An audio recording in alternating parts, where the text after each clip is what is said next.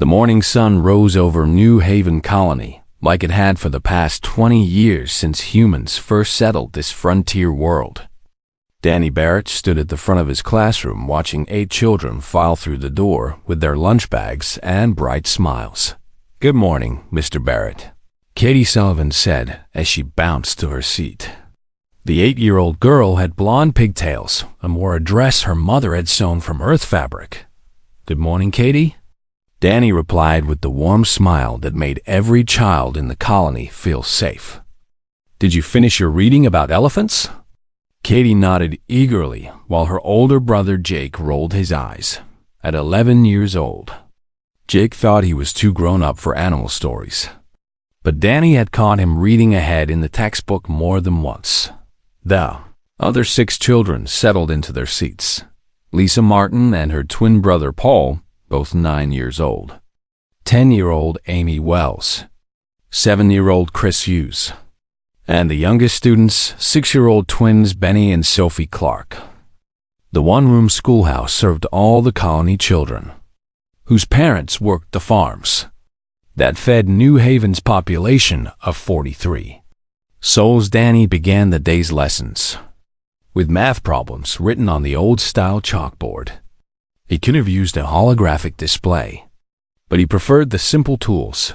There was something honest about chalk dust and wooden desks that reminded him why he had left his old life behind. Now, if a farmer plants 12 rows of corn, Danny explained, and each row has 15 stalks, how many stalks total does he have? Hands shot up. Danny called on Amy, who proudly announced 180.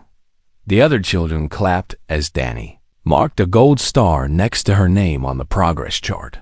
Through the window, Danny could see the edge of the forest that surrounded their settlement. New Haven sat in a cleared valley, with farms spreading out in neat rectangles around the central buildings.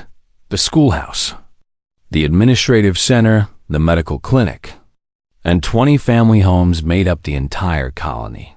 It was peaceful, quiet, exactly what Danny had wanted when he left the Colonial Marines 5 years ago. "Mr. Barrett, can you tell us another Earth story?" Katie asked during their mid-morning break. "Please?" Danny smiled and gathered the children around. "Have I told you about wolves yet?" The children shook their heads, eyes wide with interest. "Wolves are predators from Earth," Danny began, using simple words the younger ones could understand. "They hunt in packs, working together to bring down animals much bigger than themselves. But here's the interesting part. Thousands of years ago, humans and wolves made a deal. The wolves would help humans hunt, and humans would share food and warmth. Over time, those wolves became dogs, man's best friend." "Did you have a dog, Mr. Barrett?" Benny asked. Danny's smile dimmed slightly. "I did. Once. A good dog named Scout. He saved my life more than—" He stopped himself. "He was a very good friend." Jake studied his teacher with curious eyes. Sometimes, when Mr. Barrett thought no one was watching, his face changed. The gentle teacher disappeared for just a moment, replaced by someone harder, someone who had seen things that left shadows in his eyes. The comm unit on Danny's desk beeped. Greg Phillips's voice crackled through. "Danny, you there?" Danny walked to the desk and pressed the button. "I'm here, Greg. What do you need?" "Just checking in," the colony administrator said. "We've had some weird sensor readings near the perimeter. Probably just wildlife. But I wanted to make sure you keep the kids inside today. No recess in the forest." "Understood," Danny replied, his voice suddenly more alert. "Anything else I should know?" "Comm relay's been acting funny too," Greg admitted. "Can't reach the next settlement over. Could be solar interference. I'll let you know if anything develops." The connection ended. Danny stood very still for a moment, his hand resting on the comm unit. His instincts, honed by years of combat, whispered warnings. Sensor anomalies and communication failures rarely meant nothing. "Is everything okay, Mr. Barrett?" Katie asked, Worry creasing her small face, Danny turned and gave her his warmest smile. "Everything's fine, sweetheart. Just some technical issues. Now, who wants to learn about the Amazon rainforest?" The children cheered, and Danny pushed his concerns aside. He spent the afternoon teaching them about Earth's incredible biodiversity. About rivers so big they seemed like oceans. About trees so tall they touched the clouds. The children absorbed every word, imagining a world they had never seen. At 3 o'clock, Danny dismissed class. Usually, the children walked home in small groups. But today, he insisted they wait for their parents. Lisa and Paul's father came first, then Amy's mother, then Chris's parents. The Clark twins left with their older sister. That left Katie and Jake waiting in the classroom. Their parents worked the furthest farm, a 30-minute drive from the settlement. They should have been here by now. Danny stepped outside, scanning the horizon. The afternoon sun cast long shadows across the empty streets. Too empty, usually. At this hour, colonists moved between buildings, tending to their work. Today, the settlement felt abandoned. "Mr. Barrett," Jake called from the doorway. "Look." Danny followed the boy's pointing finger in the sky.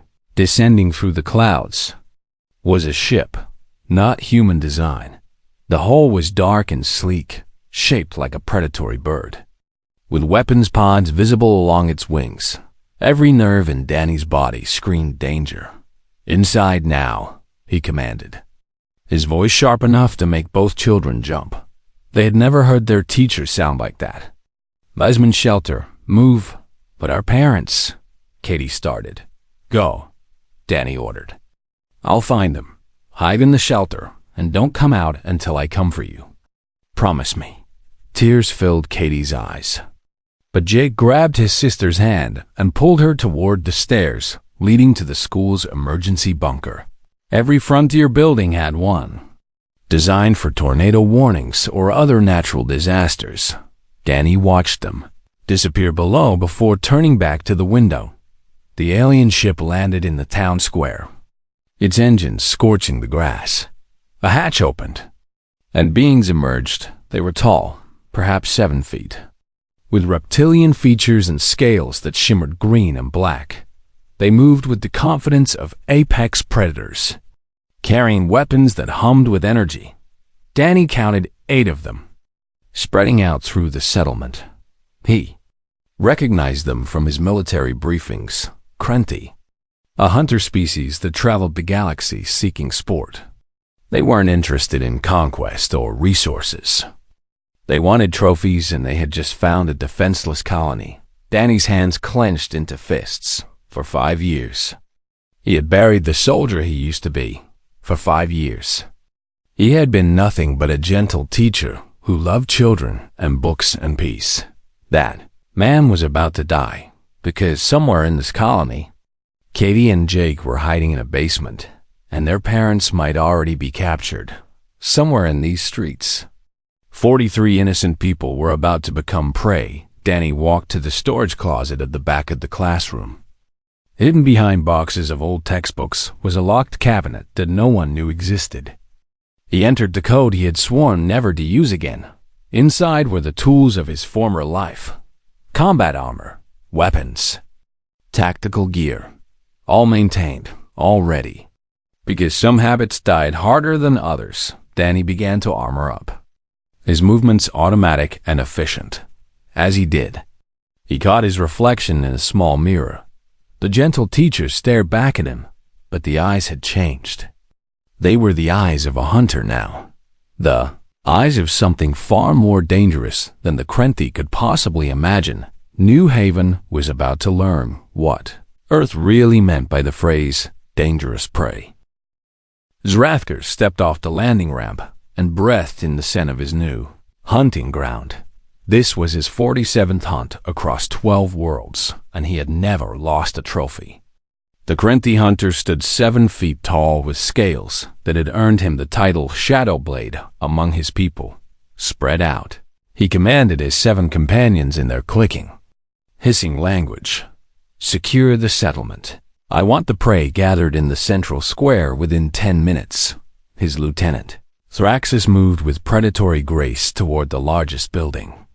According to their scans, this colony held only 43 humans, a small hunting party. Perfect for an afternoon sport. The Krenti database listed humans as Class 3 prey species. Low threat, moderate intelligence, physically weak. Earth was rated as a low-gravity world with minimal predators. The species had only recently achieved space travel and had no significant military victories on record. In other words, perfect targets. Zrathkur watched colonists emerge from their homes with weapons raised. Primitive projectile guns. Energy pistols designed for wildlife. The humans actually thought they could fight how. Amusing Greg Phillips stood in front of the administrative building with a hunting rifle pointed at the nearest Krenti. His hands shook, but his voice held steady. This is a peaceful colony. We're protected under the Frontier Settlement Act. You have no right. Thraxus moved faster than human eyes could follow. One moment Greg held his weapon. The next he was on the ground, his rifle crushed into scrap metal. The Krenti hadn't even drawn a weapon. Rights? Zrathkur laughed, the sound like rocks grinding together. We are Krenti. We take what we want. Hunt what we choose. Your laws mean nothing in the wild spaces between stars. More colonists gathered, herded by Krenti hunters with weapons that crackled with barely restrained energy.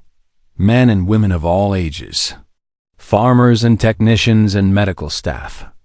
All terrified as they realized their world had just become a hunting preserve. Please, a woman named Carol Martin begged, tears streaming down her face. Please don't hurt the children. Children? Zrathkur's eyes gleamed. Where are your young? The colonists exchanged glances, but no one spoke. Zrathkur admired that. Actually, prey species often protected their offspring with surprising courage. It made breaking them so much more satisfying. Search every building, Zrathkur ordered. Find the young ones. They will motivate the adults to run properly. His hunters moved through the settlement, smashing doors and scanning structures. They found homes and workshops, storage facilities and gardens. But no children. The humans had hidden them well. Thraxus returned from the schoolhouse, shaking his head. Empty, he reported, but recently occupied. There's a basement shelter, sealed from the inside. Zrathkur approached the small building with interest. Through the windows, he could see a classroom with desks and a chalkboard covered in mathematical equations. How primitive, how quaint. Break the seal, he commanded. Wait. A voice called from across the square. Danny Barrett walked out from behind the administrative building. He wore simple clothes, a teacher's casual attire, and carried no visible weapons. His hands were raised in a gesture of peace.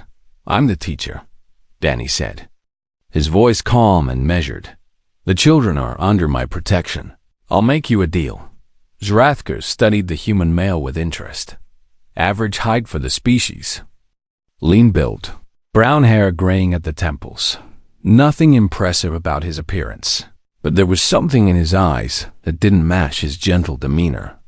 Humans don't negotiate with Krenti, Zrathkur replied.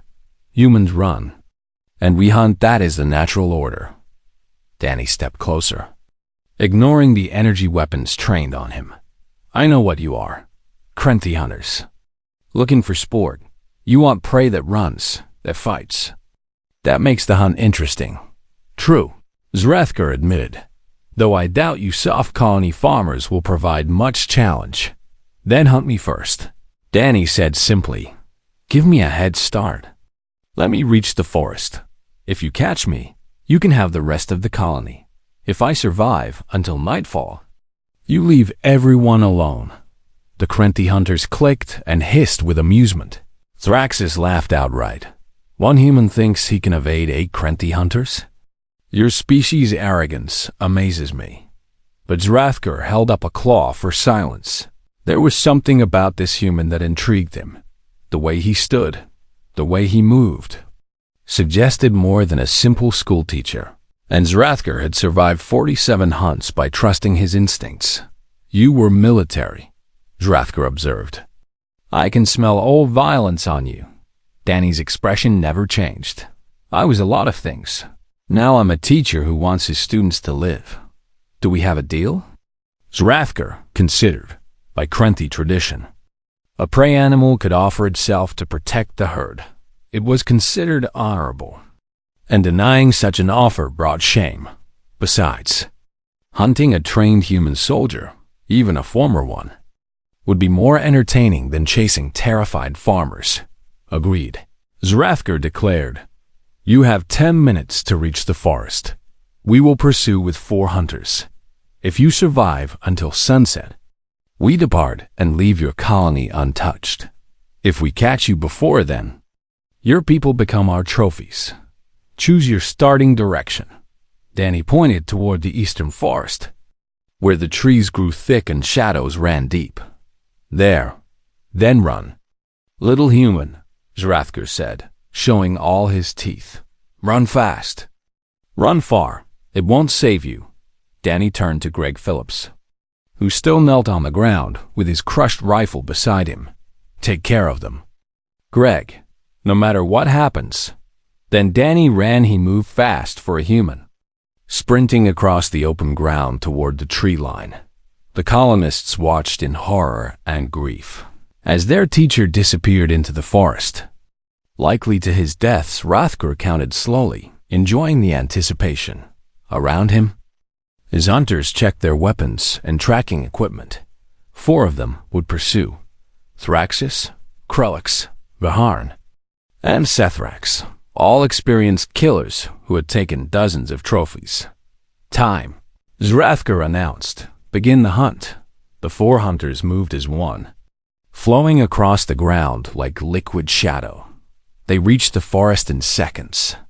Scanners already locked on the human's heat signature. He's running east, Thraxis reported through the comm. Moving fast but leaving an obvious trail. This will be over in minutes. Zrathker settled down to wait, keeping the remaining colonists covered with weapons.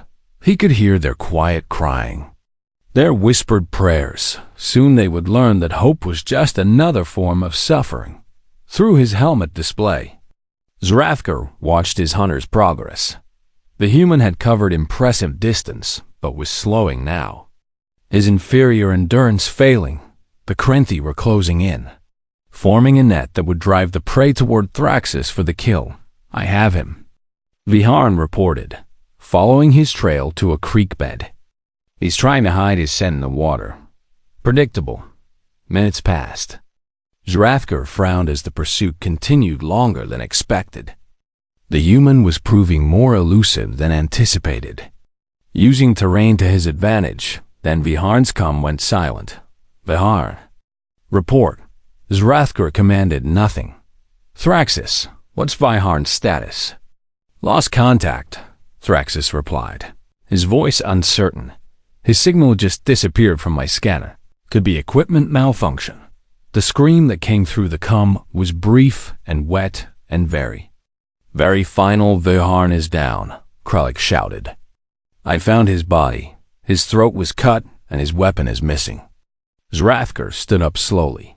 That wasn't possible. Humans were prey species. They ran from hunters. They didn't ambush them. They certainly didn't kill Krenthi warriors in hand-to-hand combat. Regroup, Zrathker ordered. All hunters converge on Krelix's position. This human is more dangerous than...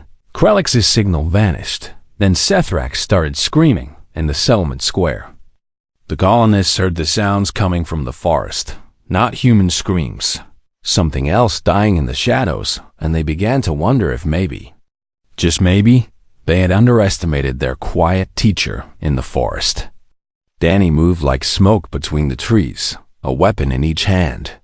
His gentle smile replaced by something cold and merciless. The beast had awakened, and it was hungry.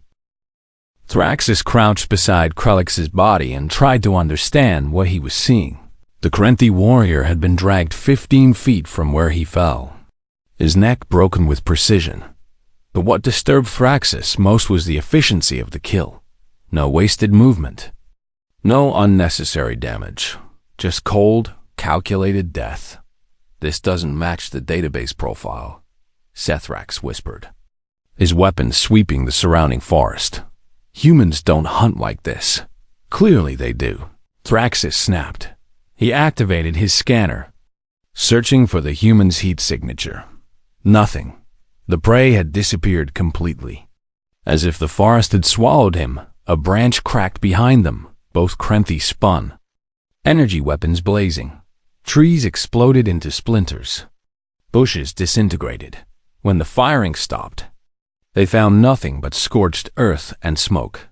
Clever, Thraxus admitted grudgingly.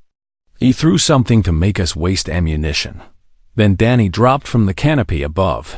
He landed on Sethrax's shoulders, driving a stolen Krenthi blade through the gap in the hunter's armor. The alien's scream died as Danny twisted the weapon and rolled away, already moving before Thraxus could fire.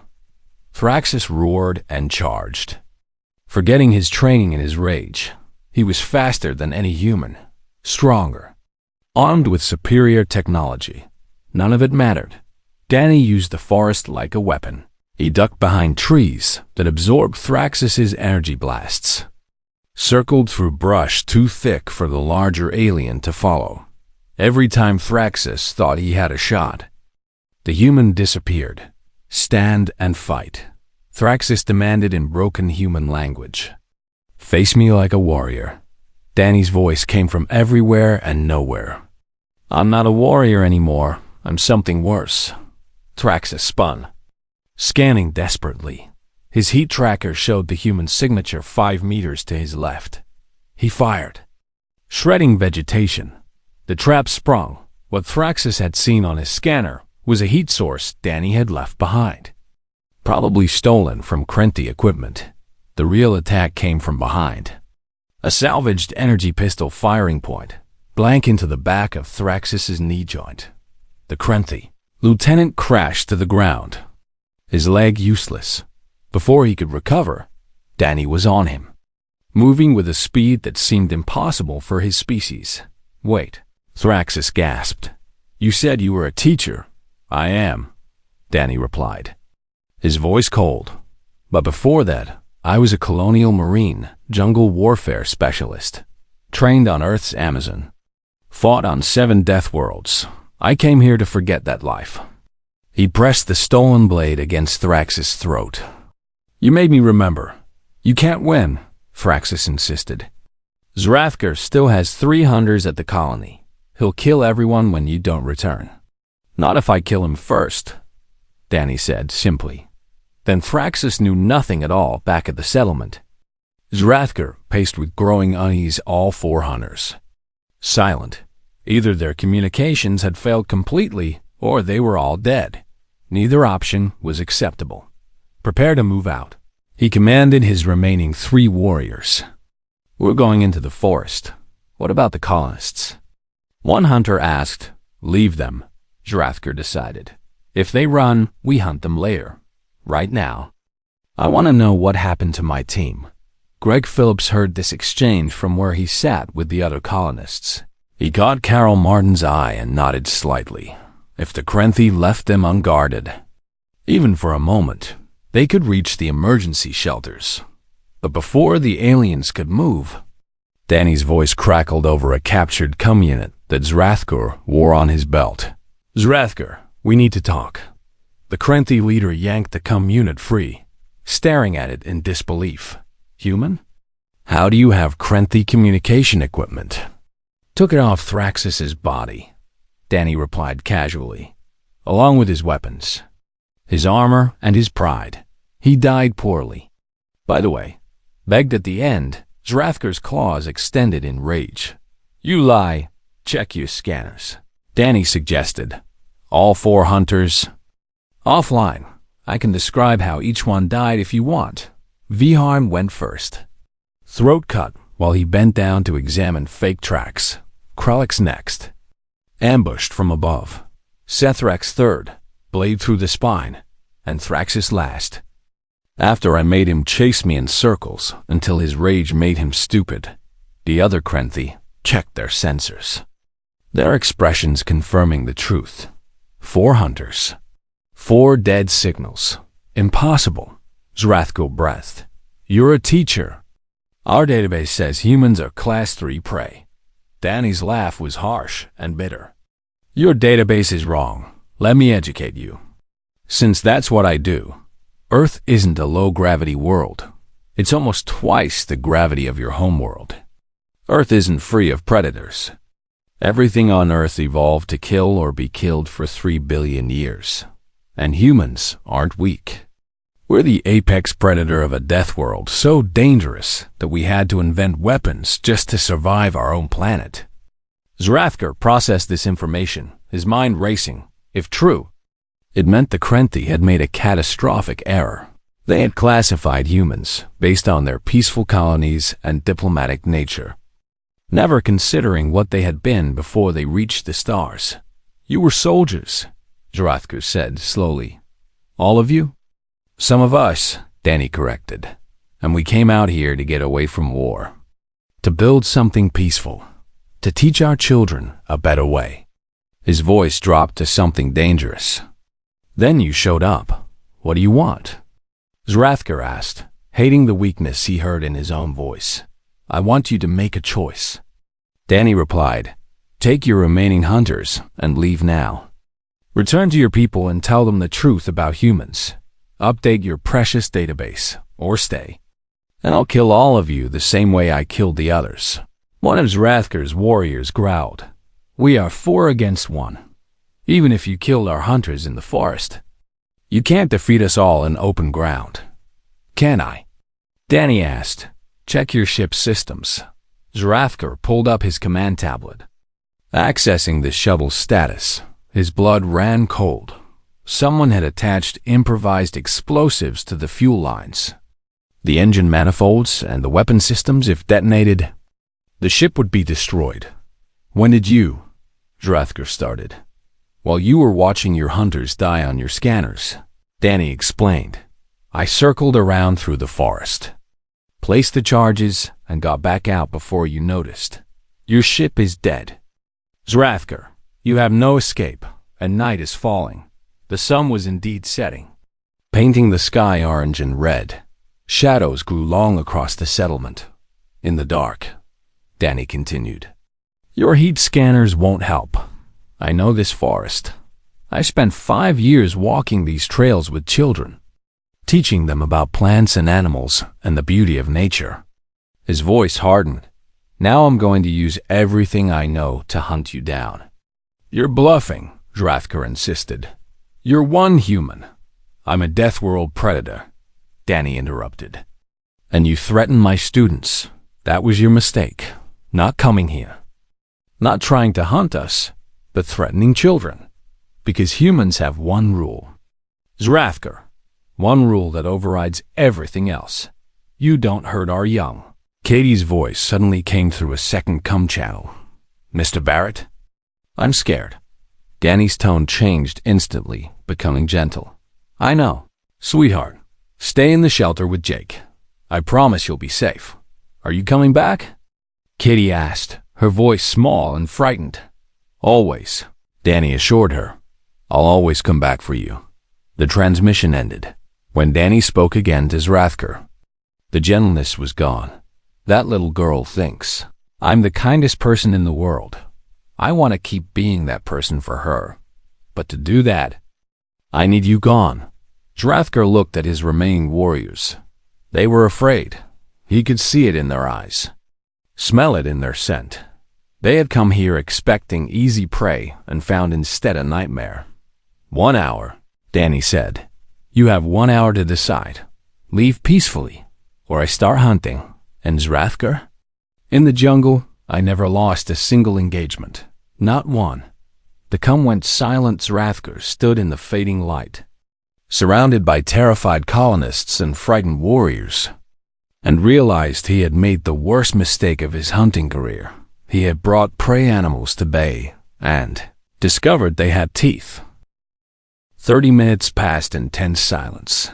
Zrathker, had gathered his 3 remaining warriors in a defensive position. Near their crippled ship, the colonists watched from a distance, hardly daring to breathe. "We should leave," Krethis, the youngest hunter, whispered. "This hunt has gone wrong. We've lost too many." "Krenti, don't retreat," Zrathker snapped. But his hearts weren't in the words. Everything about this situation violated his understanding of how hunts worked. Prey ran. Predators chased. That was the natural order. Yet somehow this human had reversed the roles. Maldrix, the weapons specialist, studied his scanner nervously. "I can't get a lock on a human. He's masking his heat signature somehow. Could be anywhere within 300 meters or closer." Danny's voice came from directly behind them. All 4 Krenti spun, weapons raised, but Danny wasn't there. The voice had come from another captured cum unit. "Hidden in the grass. Clever human," Zrathker admitted, trying to keep his voice steady. "Using our own technology against us, but tricks won't save you." "Don't need tricks," Danny replied. "Just patience, and I have all might." Krethis fired at Shadows, his nerves breaking. "Show yourself." "Coward. I'm not the one hiding behind hostages," Danny pointed out. The colonists had been herded into a tight group, surrounded by Krenti weapons. "You're using unarmed farmers as shields, and you call me a coward?" Zrathker's tail lashed in frustration. The human was right. This wasn't hunting, it was cowering. But what choice did he have? Without the ship, they were stranded, and the human clearly knew how to use that advantage. "Your hour is almost up," Danny announced. "Time to choose, Zrathker. Peace or death." Before Zrathker could respond, Maldrix made a decision. The weapons specialist grabbed Katie's mother, Ellen Sullivan, and dragged her forward. "Enough games. Human, show yourself or I kill this one." "Don't," Danny warned, his voice dropping to something cold and final. "Don't do that." "Why?" Maldrix taunted, pressing an energy blade against Ellen's throat. "What will you do? You're just one soft teacher against 4 Krenti warriors. You got lucky in the forest. But here in the open, you're nothing." The shot came from the darkness. Maldrix staggered, a smoking hole through his shoulder where his armor had been penetrated. The stolen Krenti weapon clattered from his grip as he collapsed. "That was your warning," Danny called out. "Next one won't miss the vital organs." Zrathker pulled Ellen away from the wounded Maldrix, pushing her toward the other colonists. "How did you get that angle?" "We're surrounded by open ground. I've been in position for 20 minutes, Danny explained, waiting to see what you'd do, hoping you'd make the right choice. There was genuine sadness in his voice. "Guess not. Another shot?" This time, taking Krethis in the leg. The young hunter went down screaming. "Stop!" Zrathker shouted. "Stop this! Why should I?" Danny asked. "You came to hunt us, to kill us for sport, to take our children as trophies. Why should I show you mercy?" "Because you're better than this," Zrathker said desperately. "You said you were a teacher now, that you wanted peace. Killing us makes you no different than us." Silence fell. For a long moment, nothing happened. Then Danny stepped out of the shadows. He emerged from behind the medical building, rifle in hand, wearing a patchwork of stolen Krenti armor over his teaching clothes. His face was streaked with dirt and blood, his eyes hard. But when he spoke, his voice was tired. "You're right," Danny admitted. "I don't want to be a killer anymore. I came here to escape that life, to be someone who builds instead of destroys." He gestured at the colonists. "These people are my family now. Katie and Jake and all the others. They're my responsibility." He walked closer, weapons still raised but not aimed. "So here's what's going to happen. You're going to gather your wounded, fix your ship enough to fly, and leave. You're going to return to your people and tell them the truth. Humans are not prey. We're not weak. We're not easy targets. We're a death world species that chose peace. but we can choose violence just as easily. And if we refuse? Zrathker asked. Then I kill you all. Danny said simply, I don't want to. It'll give me nightmares. Wake me up screaming. Make me hate myself. But I'll do it anyway, because protecting these people matters more than protecting my conscience. Zrathker studied the human carefully. He saw exhaustion in Danny's eyes. Grief even, but also absolute determination. This wasn't a bluff. The human would follow through. You said you were a jungle warfare specialist, Zrathker recalled. What was your rank? Captain, Danny replied. Commanded a platoon on 3 Death World campaigns. Survived situations where 90% of my unit died. Got medals and commendations and nightmares. He laughed bitterly. And then I quit. Came out here to teach children their numbers and letters. To never touch a weapon again. Yet here you are, Zrathker observed. Here I am, Danny agreed. Because you gave me no choice. Behind them. Katie's voice called out, Mr. Barrett? Both Danny and Zrathker turned. Katie and Jake had emerged from the schoolhouse basement. Apparently unable to stay hidden any longer, the little girl ran toward her teacher, tears streaming down her face. Katie. No, Danny started, but Zrathker moved faster, his claws wrapped around the child, lifting her off the ground. Energy blade pressed against her small throat. Time stopped. Danny's weapon came up, aimed directly at Zrathker's head. The Krenthi leader held Katie in front of him like a shield. Knowing the human couldn't risk the shot, now we negotiate for real, Zrathker said, but he made a critical mistake. He looked into Danny's eyes and saw not fear or hesitation. He saw calculation. The human was measuring angles, assessing risks, preparing to take a shot that might kill them both. Danny would sacrifice everything, even Katie's safety. If it meant stopping the Krenthi, that kind of ruthless dedication terrified Zrathker more than anything else this day. Wait, the Krenthi leader said quickly.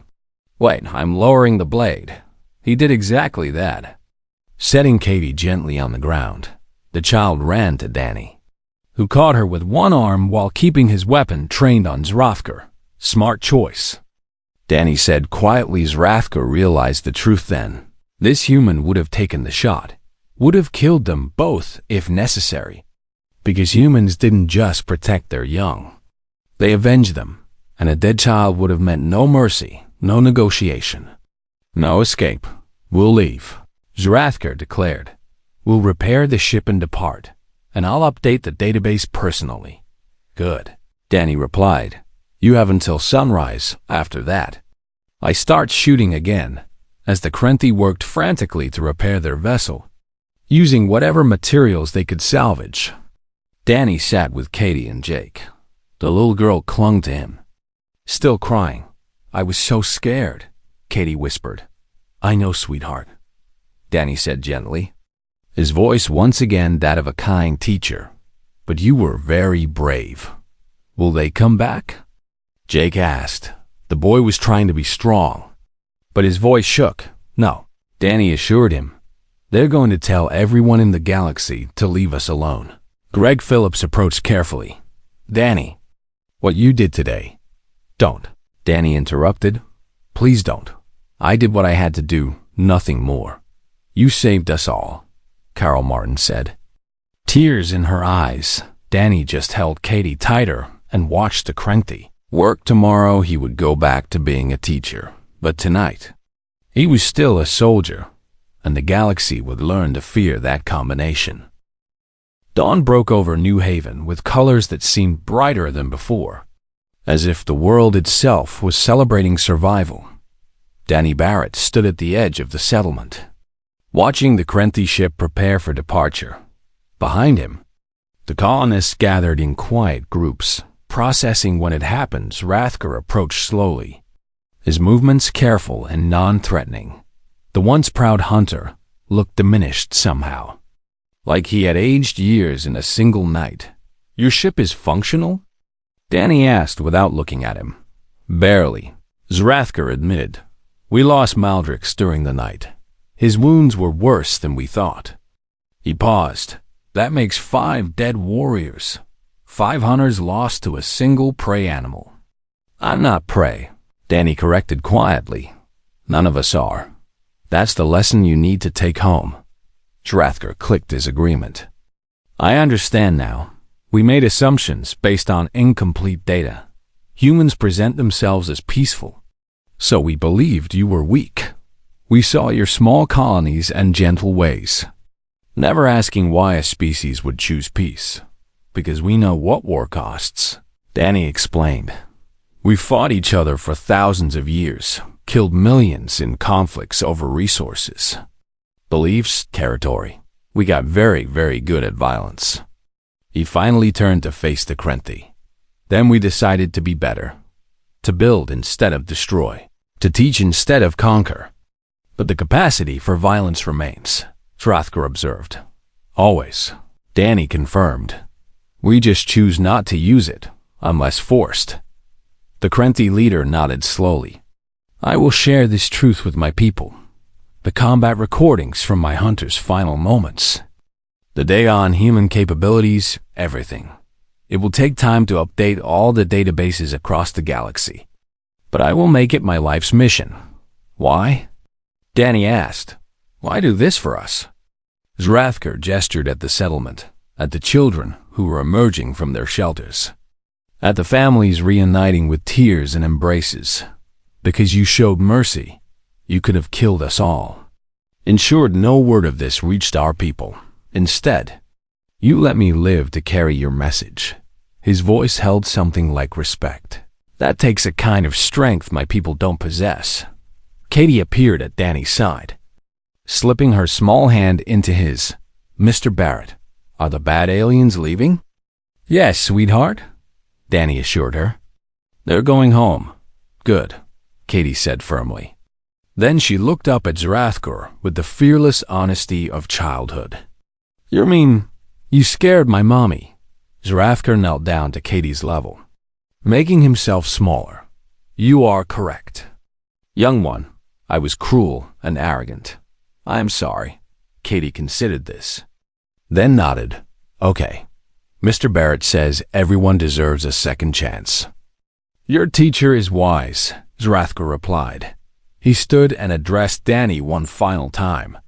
What will you tell other humans about this encounter? Danny thought for a moment. The truth.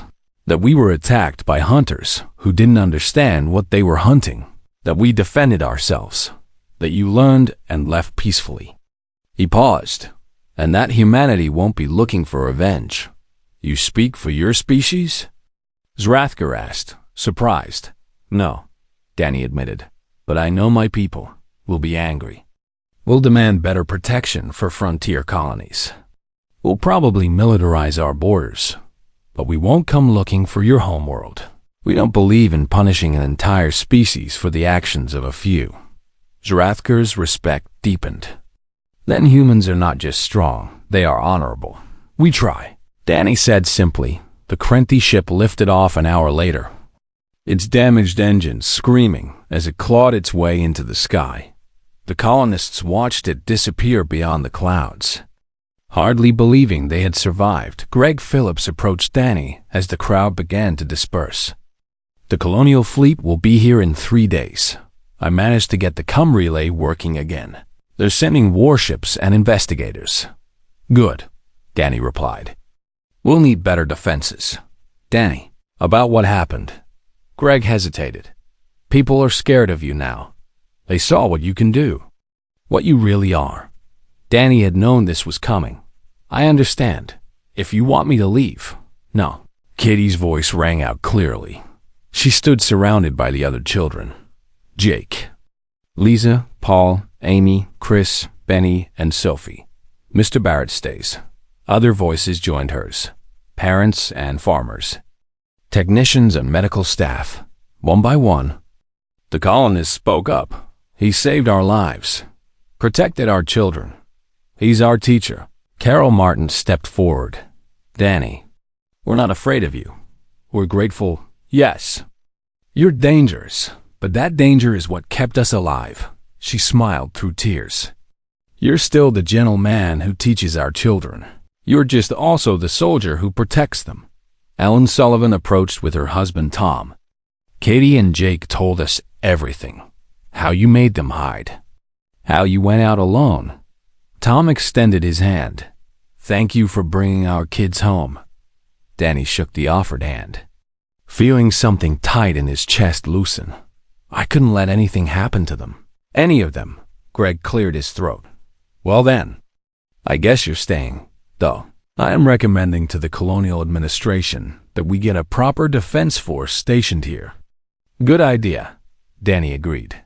And maybe update the threat assessment for frontier worlds. Already done. Greg assured him. I've sent a full report.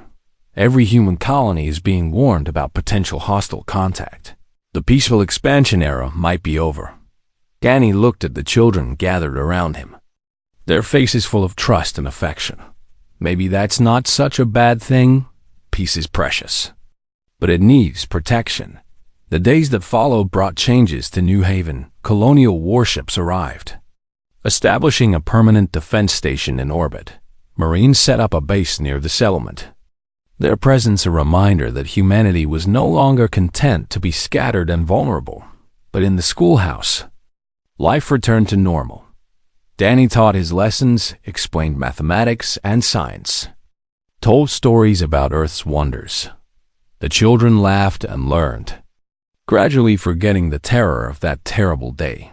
3 months later, a transmission reached New Haven from deep space. It was addressed to Danny Barrett, marked as personal correspondence from the Krenti Hunting Council. Danny played it alone in his quarters. Zrathker's image appeared on the screen. Teacher Danny Barrett, I send this message to inform you that the Krenti database has been updated. Humans are now classified as Class 1 apex predators, with a strong recommendation against any hostile contact. He paused. The footage from my hunter's final moments has been shared throughout the hunting communities. You have become something of a legend. The teacher who killed 5 Krenti warriors to protect his students. Zrathker's expression shifted to something that might have been a smile. I have also shared the moment when the young one, Katie, told me everyone deserves a second chance. That too has spread across the stars. Humans are now known as both deadly and merciful, a rare and respected combination. The transmission ended with coordinates, a gift.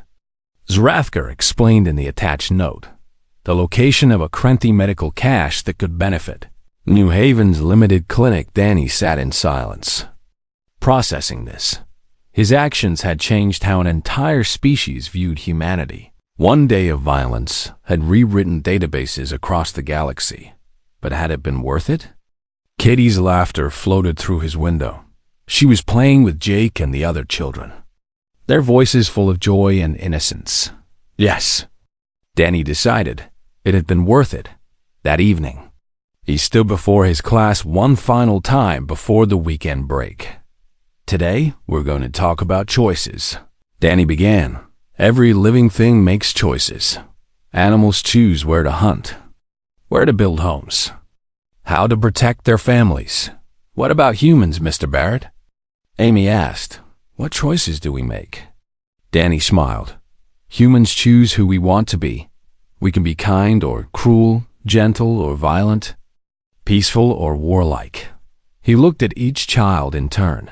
The important thing is understanding that we have that choice and choosing wisely. Which do you choose? Jake asked quietly. Danny considered the question carefully. I'd choose to be your teacher, to show you the wonders of the universe, to help you learn and grow. He paused. But I also choose to protect you. Always? Katie raised her hand. So you choose to be both? Yes, Danny confirmed. Both gentle and strong. Both teacher and guardian. Because sometimes the best way to keep peace is to be ready for war. The children absorbed this wisdom, their young minds grappling with complex truths. That night, as New Haven's 2 moons rose over the settlement, Danny Barrett sat at his desk reading papers. Through the window, he could see the defensive perimeter, the marine patrols, the orbital defense station's lights twinkling like new stars. Humanity had changed. The galaxy had noticed them, really noticed them, and now understood what they were capable of. But in this small classroom, a teacher still taught children about kindness and wonder, and if monsters came calling again, they would find that same teacher transformed into something far more dangerous, because humanity's greatest strength wasn't their violence or their technology, it was their ability to be both lamb and lion, both builder and destroyer, both the gentle hand that nurtures and the savage beast that protects. The galaxy would remember. New Haven would remember the day the hunters arrived and learned that human teachers bite. Danny set down his pen and smiled. Tomorrow he would teach Katie and Jake of the migration patterns of monarch butterflies. But tonight, he cleaned and maintained the weapons hidden in his locked cabinet.